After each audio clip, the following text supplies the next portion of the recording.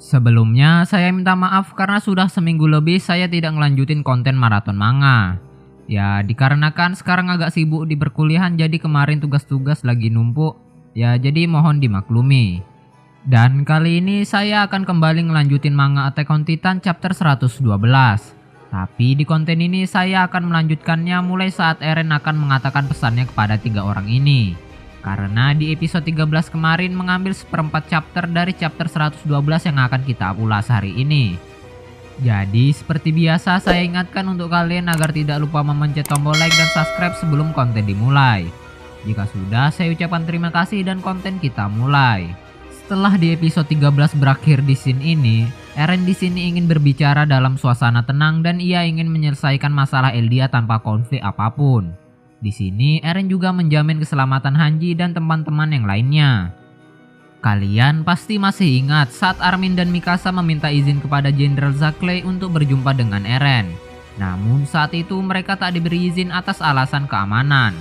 Maka di kesempatan kali ini Armin bertanya kepada Eren, "Apa yang telah membuatmu mengambil keputusan sendiri untuk menyerang Marley? Dan apakah benar jika dirimu telah memihak kepada Yelena dan Zeke?" Kemudian Eren menjawab, "Aku bebas, apapun yang kulakukan, apapun yang kupilih, aku melakukannya atas kemauanku sendiri."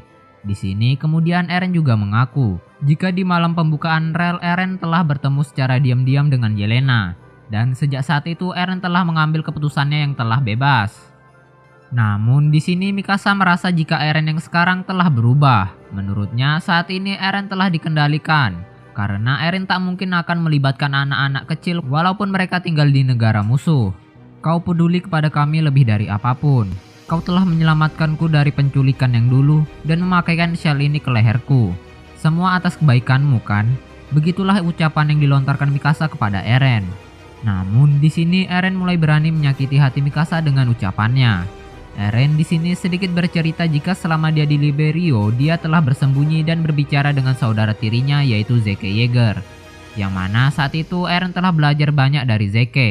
Karena Zeke tahu lebih banyak informasi dibandingkan dengan Marley. Kemudian Eren bertanya kepada Armin, "Kau sering menemui Annie kan? Apa itu atas keinginanmu sendiri atau atas keinginan Bertholdt?" Menurut Eren, Armin sudah tidak lembut seperti yang dulu. "Kau tak pernah membelakangi musuh. Keputusanmu selalu mampu membimbing kita menuju jawaban. Namun setiap kali kau membuka mulutmu, kau cuma bilang, 'Mari bicara.' Kau benar-benar tak berguna. Armin, Bertholdt sudah memasuki otakmu, justru kaulah yang sudah dikendalikan musuh." Mendengar ucapan Eren, Armin hanya bisa diam tak bersuara. Kemudian Eren juga sudah mengetahui alasan dibalik kekuatan yang dimiliki oleh Ackerman. Di sini Eren mengungkapkan jika ilmuwan Marley masih belum tahu banyak tentang Titan. Dan klan Ackerman telah mempertahankan wujud manusianya. Tapi dalam beberapa kasus mereka dapat mengeluarkan kekuatan Titan. Tapi tetap saja keluarga Ackerman itu didesain untuk melindungi Raja Eldia. Sebagai hasilnya, insting di dalam darah mereka akan tetap aktif ketika mereka menyadari seseorang sebagai inangnya. Dengan kata lain, Mikasa hanya bergantung kepada Eren karena insting Ackerman-nya. Dan insting Ackerman Mikasa bangkit saat Eren menyelamatkannya dulu. Yang mana saat insting Ackerman-nya bangkit, itu tak hanya memberikan peningkatan ekstrim terhadap fisiknya. Melainkan Mikasa juga akan mewarisi pengalaman tempur Ackerman terdahulu.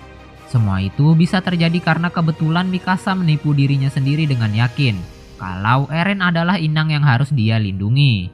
Namun lagi-lagi Mikasa membantahnya karena menurutnya yang membuat dirinya kuat adalah Eren itu sendiri.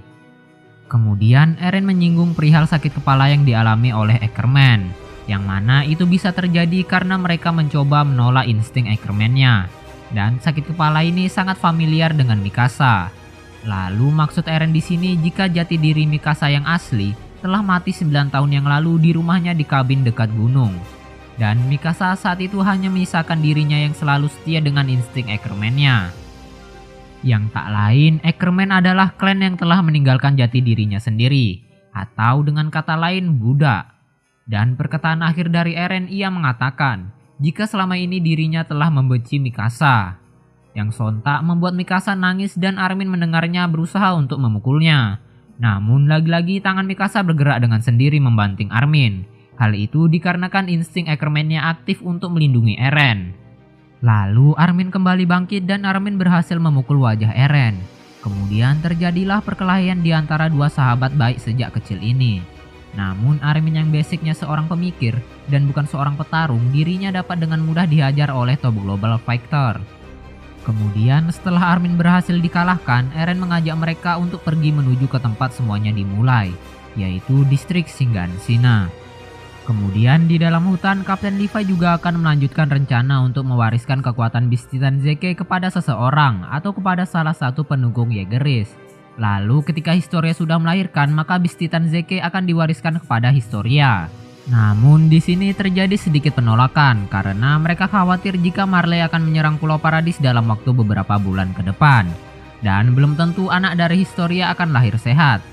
Namun Kapten Levi tetap positive thinking karena mereka bisa menyerang Marley lagi untuk menghambat serangan mereka. Lalu Kapten Levi juga meminta anak buahnya untuk melapor kepada Komandan Pixis. Kemudian Levi melompat lalu mengunjungi Zeke. Kemudian memintanya untuk tetap melanjutkan membaca bukunya yang sudah dibaca sebanyaknya 7 kali.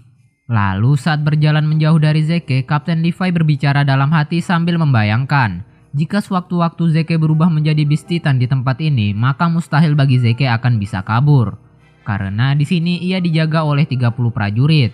Kemudian Kapten Levi juga teringat janjinya dulu kepada Erwin untuk membunuh si Zeke.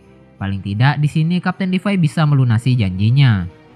Namun secara tiba-tiba si Zeke mulai berlari sambil berteriak. Dan secara tiba-tiba 30 prajurit yang mengawal Zeke dari dalam tubuh mereka muncul cahaya kilatan. Sementara Kapten Levi hanya bisa melihat anak buahnya dari bawah. Lalu 30 anak buahnya telah berubah menjadi Titan. Dan panel chapter 112 pun berakhir di sini. Jadi kesimpulan dari chapter 112 ini, semua dugaan Niccolo telah benar. Yang mana semua wine yang diberikan kepada petinggi militer dan 30 pasukan yang menjaga Zeke memang benar telah terkontaminasi oleh cairan tulang belakang Zeke. Tapi kemungkinan karena letak Zeke sangat jauh dengan markas militer, para petinggi dan Falco kemungkinan masih belum berubah menjadi Titan. Jadi mereka masih aman-aman saja. Tampaknya sekian saja dari maraton manga chapter 112 kali ini. Kalau kalian penasaran dengan kelanjutannya, jangan lupa untuk subscribe dan aktifkan lonceng notifikasi. Karena di minggu ini saya akan melanjutkan ke chapter berikutnya.